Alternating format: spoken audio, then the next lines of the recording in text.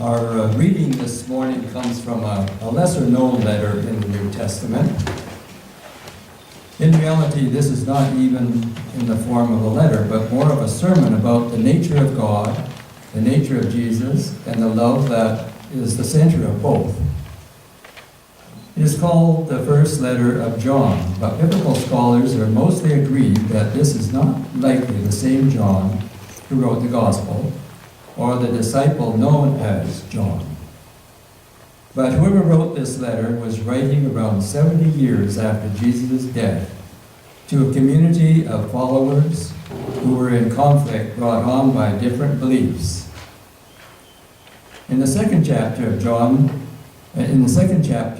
says, "Some of our community went out from us, but they did not belong to us. For if they had belonged to us, they would have remained with us."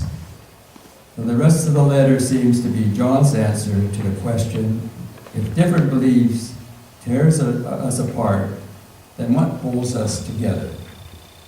Here is a responsive reading from 1 John chapter 4, verses 7 and 13. "Beloved, let us love one another, because love is from God. Everyone who loves is born of God and knows God.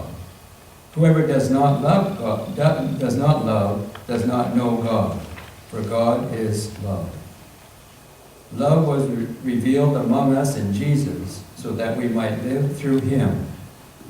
Beloved, because God is love, we also ought to love one another. No one has ever seen God.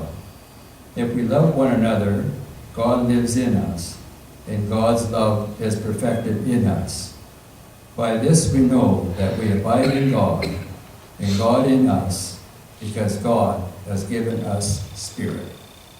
Hear what the Spirit is saying to the church. Thanks be to God.